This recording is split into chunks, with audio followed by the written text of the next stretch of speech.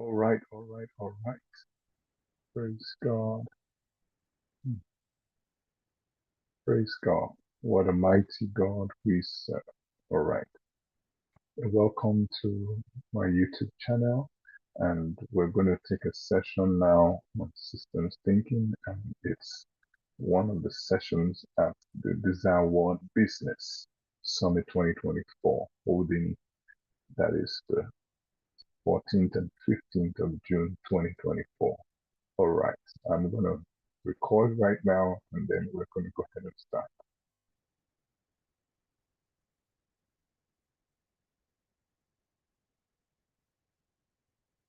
Okay, okay, okay. Good day, everyone. And it is my pleasure to be one of the facilitators at the Desire World Business Summit 2024. I want to thank, first of all, the Vice President of Desire World Outreach, Pastor Jasper Moran, for this opportunity. I want to thank all the leaders and the management of Desire World and the partners and the board for this opportunity granted me. And I want to thank everyone who has decided to be a participant and also my fellow facilitators in this year's 2024 Desire World Business Summit. And I'll be taking a session on systems thinking. I'm taking a session on systems thinking, and I'm going to be as brief as possible. It's just to facilitate our thoughts and know how it correlates with our day-to-day business life. All right, I'm going to share my screen right away, if you don't mind, and we'll kick off from there. Okay, okay. Yeah, so like I said, the subject today is systems thinking. What this is all about. Before we go into the definition of systems thinking, let me just give us, an agenda, set the objectives right. First of all, I want to provide an overview of how system dynamics works in business and organizations. Secondly, I hope to illustrate the importance of systems thinking to us as businessmen and women. And thirdly, we're going to explore the applications of systems thinking in business and organizations. Now, I want to start by saying that there are three major components that determine the success of any business endeavor. Number one is vision. From the book of wisdom, the Holy Bible, it says that wisdom is the principal thing. Sorry, vision again. It says that write the vision and make it plain. Write the vision and make it plain. So vision is important. It's where there's no vision, the people lack restraint. The people are stripped of honor. So vision is number one. Another important component of the success of a business is the product or the service being rendered, the quality of the product or the service that the business is willing to offer. That means what value can the product or will the product add to the client or customer? What value will the service add to the client or customer, as it were? That's the second component. And the third component of this that determines the success of the business is the system that runs the business, the system that guides or drives the business. Those three components are essential for the success of any business. Today, we want to look at one of those components, which is systems.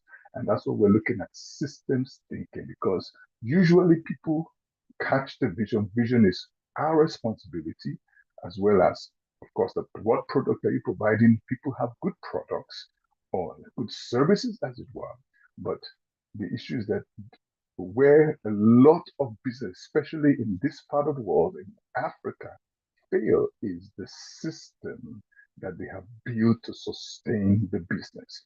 And no matter how great the vision is, no matter how good the product or service is, once there's no system, that business will eventually collapse. And that's why we are exploring the application of systems thinking in business and organizations. This is Professor J.W. Forrester. He is the founding father of the concept of system dynamics.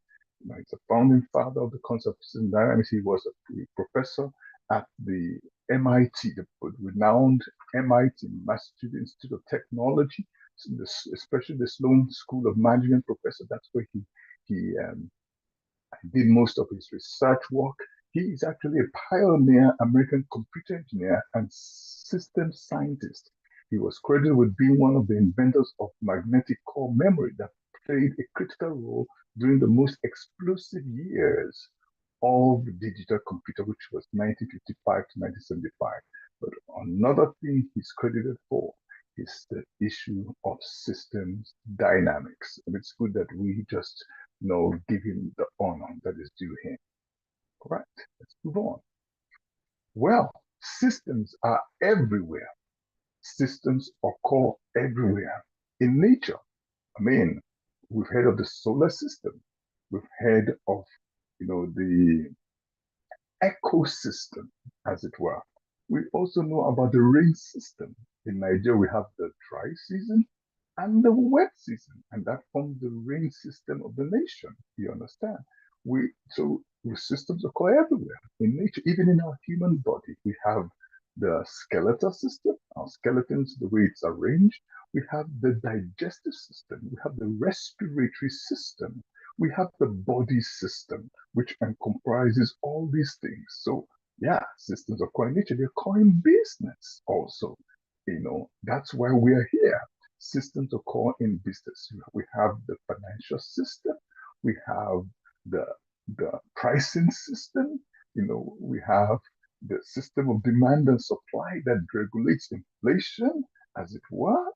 Yeah, we have those systems in place. We also have systems in religion. Even in the church or in the mosque, there are systems that govern it, doctrinal systems, as it were, even the different ceremonies that each religion practices and the timing in which they happen and why they happen. Especially, for instance, the Islam, there are certain days they count before certain things are done that helps them keep the festivities going. These are systems. Okay, then we have government systems. We have the educational system of a country, the political system. Systems occur everywhere. Right.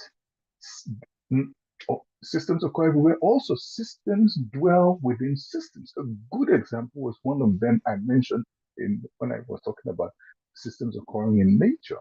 The body system is one. The body is a system on its own, but in the body system, the physiological body of a human being, we have the respiratory system that helps us to breathe in and breathe out.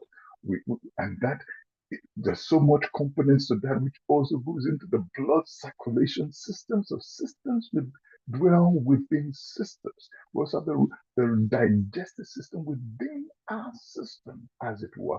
So everything is a system and belongs to a system. For instance, look at the example I just put. An engineer who is married with kids is a deacon in church. So he's an engineer, he belongs to the technology system or engineering system, or if he's a civil engineer, electrical system, that's also another subset. He's in the engineering industry or system, and he's married. So that alone is another, that's a social system. Marriage is a social system with kids and family life, that's a system. And then he belongs to a church, and he's not just a member, he's a deacon. So he belongs to a church system, a social system, and he's also involved in the economic system or technological system. So systems belong to, and sometimes it could be complex, but they're interwoven and interrelated. This is important for us to know. Everything is a part of the system. Okay, this is very important. Hold this. The behavior of a system is determined by its structure. I repeat again, the behavior of a system is determined by structure. Look at that picture. That's the cockpit of the pilot. Those things, a lot of systems are working there. You sit at the back of the plane or in the passenger section of the plane. A lot of things are working, and those buttons you see there, they touch different systems that allow the plane to take off and to remain in the air and eventually to descend and land, you know, and it's a function of the way that aircraft is structured. There's a reason why the wings spread out, so the behavior of a system is determined by structure. This is important, and we will be revisiting this later because, I heard once Bishop Oyedepo said that the future of anything is a function of its structure. That structure determines future. And so if structure determines future and the behavior of a system is determined by structure, so that means if we begin to develop systems thinking, we can determine the future of our businesses. Did you get that? Whatever has a structure as a future, or structure determines future, the behavior of the system is determined by structure. So if we can understand how things are structured, we can begin to project how that thing will behave. And so we can begin to have inkling into the future of that organization, or in this context, our business, as it were. Okay, all right. Patterns, these are just some important facets of a system. Patterns of behavior. Remember I said that systems, in the last slide we talked about that, the fact that systems are functions of, the structure. The behavior of the system is a function of structure, and the pattern determines structure. So look at patterns of behavior. What are the behavior mode is one component of a system. Then the fact that it is path dependence. That means one thing about systems that once the system is in place, it has a path, it has a way it functions. For instance, the solar system, the sun rises in the morning and sets in the evening, rises in the morning and sets in the evening, rises in the east, sets in the west, and with that, day and night. Remember, I believe in Genesis chapter 1, to those of us who have the Christian faith, in Genesis chapter 1, if you can take that with that, God was not just creating the earth, he was setting systems in place. Look at it, he said, let there be light. So that was the light system he set in place. And I'm not talking about the sun and the moon.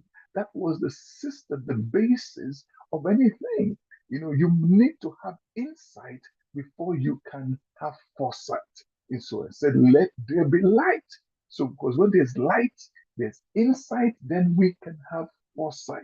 That was what he said. Then he began to put things in place, the atmospheric system, the vegetation system, the animal system, the solar system. He put those things in place. You can read Genesis all the way to the end. And then he set up the human system and the human government system when he said man is given dominion over the earth. So that's it. You set paths in place. So what God was doing, Genesis was setting paths. So that's one thing about systems. They set things in order. They help set things in order. We've always said, Nigeria, systems don't work here. That's why we don't have order. Once there's system, there is order. The Bible says, sorry, I'm a pastor and I'll keep quoting the scripture. The word of God declares, the Bible said that, let everything be done decently and in order. So I do apologize. I will be, using the scripture law because, again, I'm a pastor. All right. So yeah.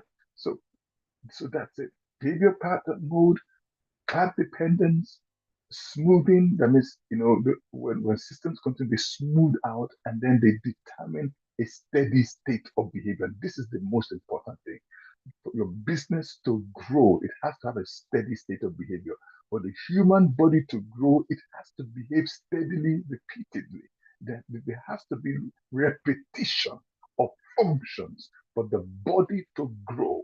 There's a way you must wake up in the morning, you must sleep every day, you must eat consistently. You must repeat certain things for there to be growth. And that's what systems about. It's a machinery put in place for repetition that guarantees sustenance and growth eventually of your business. Right. The nature of a system, the nature of a system structure, feedback. Because if number one is feedback. Once we have a good system in place, it must provide feedback. And you must be able to interpret the feedback that is given. I was telling someone the other day that one of the reasons why some people, I believe, are not doing well with their health is that they do not listen to their body. What do I mean by that? That means they don't have a feedback system. They are not able to know when their body is not accepting certain nutrition or certain habits. They don't know what their body is communicating to them. And because they do not get to interpret the feedback well, it leads to further decomposition or breakdown of certain systems. That's what leads to sickness. But if we can understand feedback or listen to the feedback or interpret the feedback of our business properly, we will be able to succeed. Look, why is Jeff Bezos the richest man in the world today? He set up a business based on feedback. He began all these, ratings. You rate the product, and he didn't spare. Said rate it anyhow. He wasn't like sentimental because he knew that the customer is king. The feedback of the customer matters. Whatever they thought doesn't matter. The product or the service was made for the client or the customer. So they set up an excellent feedback. I worked in Amazon for a short bit of time while in it. And one of the things they taught us when we came in is the fact that Amazon is customer eccentric. That's the first time I heard that word. Customer eccentric. That means customer focused, laser focused on the customer's opinion. And that's why feedback is important. If your business or the service or the product you offer, if you have a great feedback system and you are able to apply it, the information well, you will build the right system that will cause your business to succeed. Another nature of system is the connections and variable relationships. You need to understand what relates with what. That's how systems are. Systems relate. For instance, we know that our respiratory system relates also with our digestive system and also our heart system, our blood system. Because if I don't take oxygen in, it will not have the capacity. My blood cells won't be energized to do what they're supposed to do to the heart and all. Everything relates. The heart system, the respiratory system, the digestive system, even the neurological system. Some time back, I began seeing a chiropractor. Chiropractor is someone that knows how the whole skeletal system works and how it relates with the neurological system. That's your that's your sensory nerves, as it were. And he, we are taught that if your spine, which is the center, the core of the neurological system, if it's in order, if it's in the right order, all the bones properly arranged, you will avoid almost every sickness because it is, when it's in order, there'll be right feedback and interconnection because, all things come back to your neurological, which is your brain, and that sends messages. When you're ill, there's a message being sent to your brain, and if the spine is well cut, it will send the right messages because the body is self-designed to heal itself. It's self-designed to maintain itself. Isn't that powerful? Another nature of systems is that systems occur as models. All right, systems occur as models, and this is important. This is important for us to take note. All right, let's continue. Yeah. This is a simple model of a system. You have the birth, this is like a population system, birth and death. You can see the R and the B there. and I'm not going into complex systems. We're just introducing the subject to us. So we have the R and the B. So the births, you can see, reinforce the population. As people get born, the population increases. But you need the deaths and do what? They balance out the system. So, births, have a way of reinforcing the system, and death have a way of balancing the system out. Birth adds and death balances out. That means in other words, they negate it. They negate it. So that's just how systems work. You breathe in, you breathe out. That's what you breathe in, that's bringing in oxygen, and you have to breathe out carbon dioxide. That's a system, the respiratory system. So that's just a simple, and we call it a causal layered diagram. The causal layer, the cause, the birth adds to the population, the deaths removed from the population. Interestingly, in Canada, we discovered that the rate of death is higher than the rate of birth. 2 people die for every 1 person that is born. That's what they discovered about 4 or 5 years ago. 2 people are dying for every 1 person. So the population is on the decline. But you know what they did? They added a component. That's why system thinking is important. They said, what can we do to solve this? Many people have heard that Canada has opened immigration. Yeah, they now said, okay, if we can't give birth to meet up our population, we don't want to die out after many, because if you continue to have 2 people dying every year for every 1 person, eventually there'll be no people in Canada. So what did they put in place? They set up an immigration system to balance that out. So what happens is that for every 1 person that is born and 2 die, 2 people come in as immigrants. So you can see 1 plus 1 plus 1 minus 2 minus 1 plus 2. That's 1. That means the population is increasing by 1 person every year, because for every 1 person who is born, 2 die, but 2 immigrants. So the 2 immigrants are coming negated death. So the population increases at the rate of birth. Did you see that? The population of Canada is increasing at the rate of their birth. And so the death population has been negated by the immigrant population coming into Canada.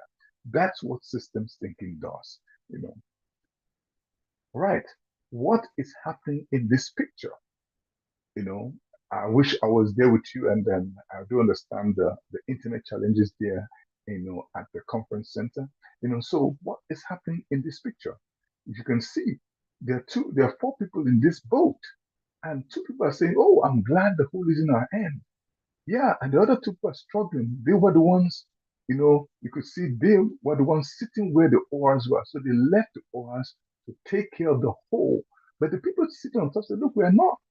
But listen, what do you predict will happen here? You know what will happen? The 2 people who are owing, that means, first of all, the boat is not going anywhere. So the 2 people there who think, oh, it's not on the end, they are also not going anywhere. So they think they are not part of the system. But somehow I feel that we are all interconnected to a system. So anytime we say it's not my business, it is actually eventually somehow going to trickle down as your business.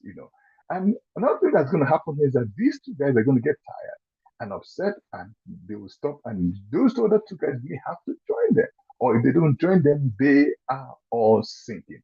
Not now, but eventually they will all sink at the rate at which these 2 who are throwing the water out get frustrated. So this is what should provoke systems thinking as businessmen and women.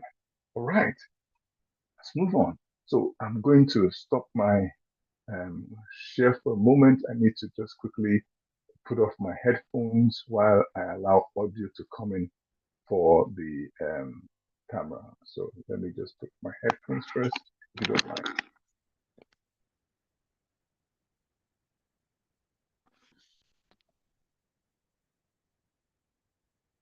Just be sure that's done. Okay.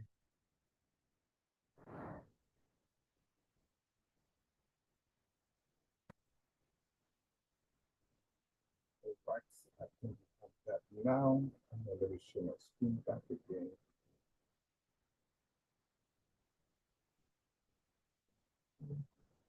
So we're going to watch a video now and just listen.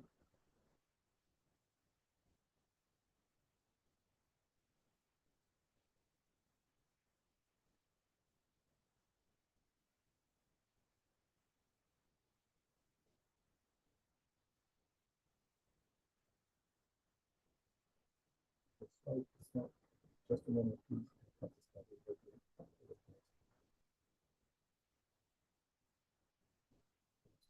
Share my screen.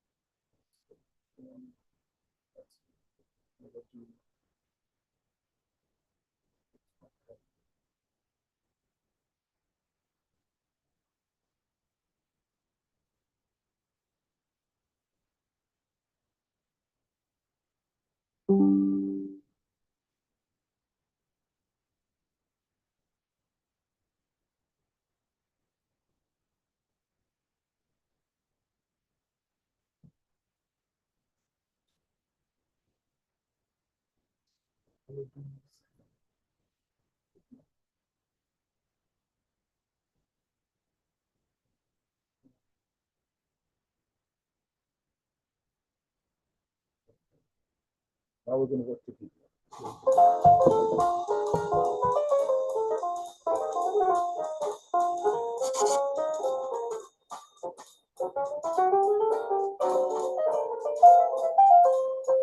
In the 1950s, the Dayak people of Borneo, an island in Southeast Asia, were suffering from an outbreak of malaria, so they called the World Health Organization for help. The World Health Organization had a ready-made solution, which was to spray copious amounts of DDT around the island. With the application of DDT, the mosquitoes that carried the malaria were knocked down, and so was the malaria. There were some interesting side effects, though. The first was that the roofs of people's houses began to collapse on their heads. Turns out the DDT not only killed off the malaria-carrying mosquitoes, but it also killed a species of parasitic wasps that had controlled a population of thatch-eating caterpillars. Thatch being what the roofs of the Dayak people's homes were made from. Without the wasps, the caterpillars multiplied and flourished and began munching their way through the villagers' roofs. That was just the beginning. The DDT affected a lot of the island's other insects, which were eaten by the resident population of small lizards called geckos. The biological half-life of DDT is around 8 years, so animals like geckos do not metabolize it very fast. It stays in their system for a long time. Over time, the geckos began to accumulate pretty high levels of DDT, and while they tolerated the DDT fairly well, the island's resident cats, which dined on the geckos, did not. The cats ate the geckos, and the DDT contained in the geckos killed the cats. With the cats gone, the island's population of rats came out to play. We all know what happens when rats multiply and flourish. Pretty soon, the Dayak people were back on the phone to the World Health Organization, only this time it wasn't malaria that was the problem. It was the plague and the destruction of their grain stores, both of which were caused by the overpopulation of rats. This time, though, the World Health Organization didn't have a ready-made solution and had to invent one. What did they do? They decided to parachute live cats into Borneo. Operation Cat Drop occurred courtesy of the Royal Air Force and eventually stabilized the situation.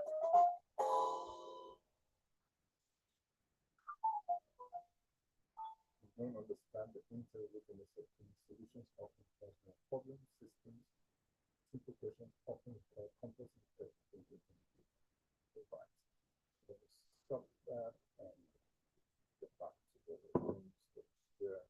So I hope you did enjoy the video as it was, and I'm going to put it my headphone again.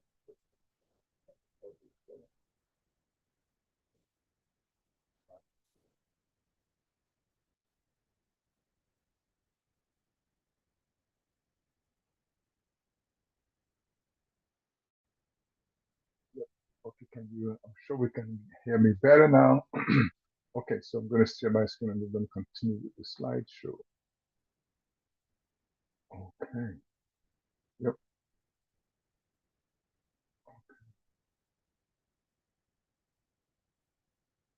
Okay. Yeah. So an overview of the video we just watched.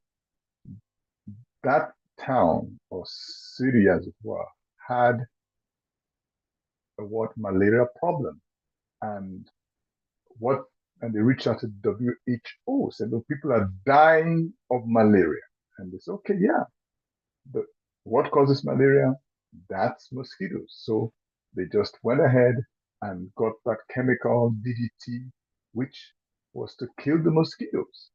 But also, what happened was that it didn't just kill the mosquitoes, the chemical was strong enough to kill the wasps that maintained the thatch roofs of the houses, of those people, because a lot of the houses were thatch roofs. And when the wasps died, the caterpillars devoured the cattle because these wasps fed on this caterpillar. Somehow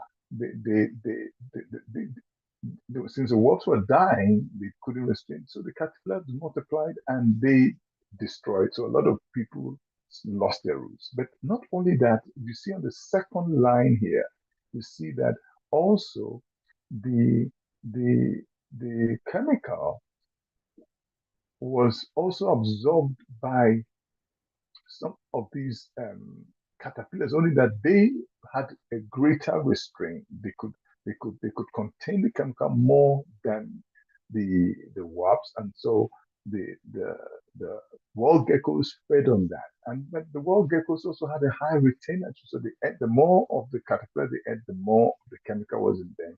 They didn't die, but there was also somebody else that used to eat the wall geckos, and that was the cats. And the cats didn't have as much tolerance as the wall geckos, and so as the cats ate, they died. And when the cats died, what happened? The rats, they call them, when I used to live in Calabar, they call them Okun Calabar. What happened? They began to multiply, and that became another issue. And the people again were back to the WHO and said, look, we have rat infestation in our nation. But this time, to solve the problem, they didn't have any ready-made solution. So they thought out, what can we do? And the way to solve it was what? They went ahead and got cats flown into Borneo. This is actually a true life story that happened, and that arrested the situation. One of the things we need to understand is that, systems thinking help us to measure the downstream effect of the decisions we make. Now, when the people Borneo reached out to WHO, they just thought linearly, and that's how many of us think. Many people think linear. If you're going to succeed in business, you can't think linear. They just thought, okay, malaria, mosquitoes. Let's kill mosquitoes and we're done with malaria. But they did not think holistically or system wise and see the impact of what DDT could do. They could have sat down and there could have been other ways. Why didn't they look at what is generating these mosquitoes rather than just killing? Let's go to the root. It could be the swamps. There could be other ways they could have done to maintain the ecosystem of Borneo. You understand? That's what systems think. And if you're going to succeed in your business, you have to think holistically. You have to think system-wise. You can't just afford to think linearly. Not everything is immediately cause and effect. There are things that you won't even see the effect until after some time. It reminds me of a joke I had once of a guy who was insane, and they saw a bush burning around, and he was shouting, fire, fire, the whole bush, the whole place is burning. And they said, what happened? He said, all I did was put a little, my fire was in this corner. I'm not the one that set the whole bush on fire. I just put it on the small corner. Yes, he did a small corner, but the impact spread round. So he did not envisage the impact of the small fire could spread to the entire farmland of a person. So that's what happens when we don't think holistically. And this is the essence of today's seminar, is to encourage us to think holistically, to think system-wise. You see here downstream consequences, the byproducts. The DDT also killed the parasitic wasps. No wasps, caterpillars tried. Caterpillars ate the taproot roots, collapsed. They lost their roots. Again, the byproduct, the DDT accumulated in wall geckos. Cats poisoned by eating geckos. DDT eventually killed the cats. No cats, cat overpopulation. Rats caused another problem.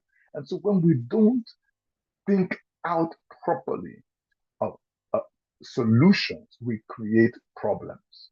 We create problems. When we don't think out properly solutions, we create problems. Since we are having this conference as it were, in Nigeria, about a year ago, our president stood up and said, fuel subsidy is gone. As good as that policy sounds or is, its execution was not well thought out. Today, our country has plunged into economic woes by that singular decision because it boomeranged to many effects. We could see how it affected immediately the price of fuel in the market. It's translated to the price of products in the market, other goods and services in the market. It also impacted the value of our currency.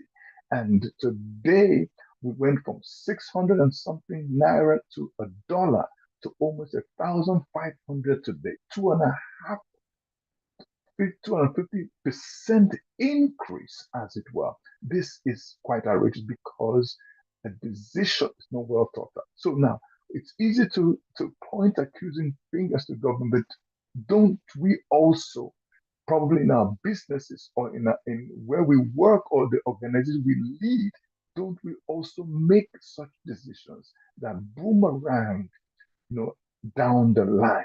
You understand? So system dynamics has 6 benefits. First of all, the mindset to understand how things work. This, number one, is that you need to have it because it's the mindset that helps you understand how things will work in your business. You understand you have a business. The business belongs to a system, a social system. The business belongs to a cultural system. Your business belongs to a governmental system, political system. Your business, yes, because all that, and even a religious system.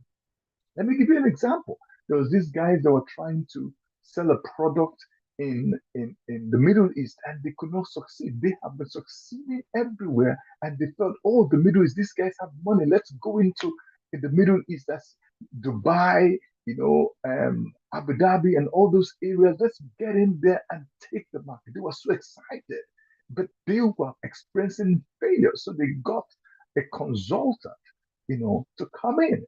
and a strategic foresight consultant. He came in, and of course, strategic foresight. He looked at it holistically, and then discovered the main advert thrust was a man sitting with his two legs on the table. And they used it in Europe, they used it in America. There wasn't any problem. That showed a sense of arrival in that culture. It was a good image for Europeans, good image for those in the West, in America. But in the Middle East, that was disrespectful to put your foot on the table. No matter who you are, you don't do it.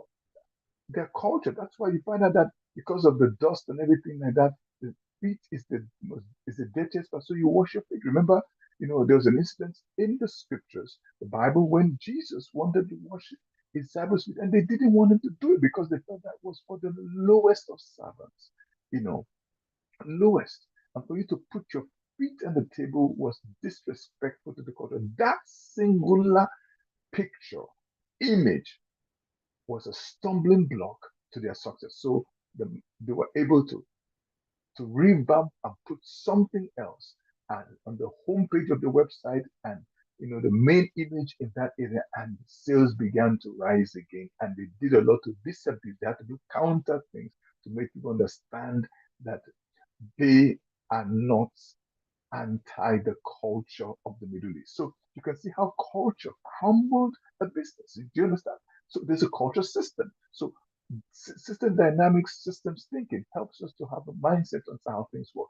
Two, helps us to interpret a relational interaction within the structure. Remember, every system gives feedback. So when you think systematically, you're able to interpret how the things relate, in the system.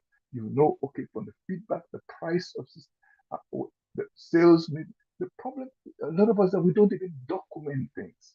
You document your sales, because if you don't have a data, how can you track the behavior of your business? You can't track, and you cannot mitigate the system you have set in place. So this is important. Number three, perceives connections in any situation. You understand that things interconnect. Things interconnect. I mean, the president said fuel subsidy is gone, and he has forgotten that there's the cabal. I mean, you should have found a way of either carrying them along or looking for something for them to do. Because I mean, they practically frustrated it. The government, whether we like it or not, we still do subsidy, and probably more than before. And that's the sad part of it. Four, explores the consequences of actions. We explore the consequences of actions when we, develop system thinking. Then we reveal causal relationship among variables, and then it reveals the causal relationship, the cause and effect among every relation. That's what system dynamics and thinking helps us. And then they help us to anticipate downstream consequences. We can see ahead of time the problems associated with the kind of business that we do. For instance, maybe you want to sell akara. Many things affect it. You have to remember there's the raw material system, access to it, beans, which is the main component, granite oil. Okay, let's say government, what happens if government bans granite oil? Do you have alternative? Those are things to look at it. What happens if you don't get the brown beans? Is there only white beans? So those kinds of things are what you need to think about. You say, hey, but yes, that's what people who want to succeed in business, they don't just think linearly, they think systematically, they think holistically, as it were. Okay, as we finally close, tips to take away. Systems are everywhere. Systems occur in your business. And your business is a system that belongs to a system. Never forget that. Your business, your organization is a system in itself, and it belongs to a business system. It's connected to other systems. Two, systems behave relative to structure. Do you understand? So look at your business. How is it structured? It will give you how the system will work, how the business will work. If you want to change the system, change the structure. I remember I told you structure determines future. Structure determines behavior. And of course, structure determines behavior of a system, or determines your system. So work on the structure. How is it structured? Do you have an account department? Do you have a research and development department of your business? Do you have a good feedback system? Those structures need to be in place. Systems lie within systems. Systems lie within systems. Never forget that. And then systems thinking helps anticipate downstream consequences. Systems thinking helps anticipate downstream consequences. And I want to say this even as I begin to close, that where we help in as a consultant, as a strategic leadership consultant, in mitigating, businesses is in helping them analyze the structure, because that is the core. That's where interventions can take place. And we are here. That's one of the services I offer, or our organization rather offers, as strategic leadership consultants, as it were. Okay, I want to thank you for being a part of this seminar. Thank the organizers of the ZA World Business Conference 2024. I thank you for inviting me. I feel so honored. Thank you, Jasper O'Moran, Pastor Jasper O'Moran, thank you, and your wonderful team, and all the other facilitators of this conference. Thank you all for all that you have done. We all work together collaboratively as a system. Also, we're all a system, remember, and we belong to a system. Thank you. Those are my contacts up there again. That's my email if you want to reach out to me for questions and answers, and I will be honored to get back to you. Again, thank you. All right.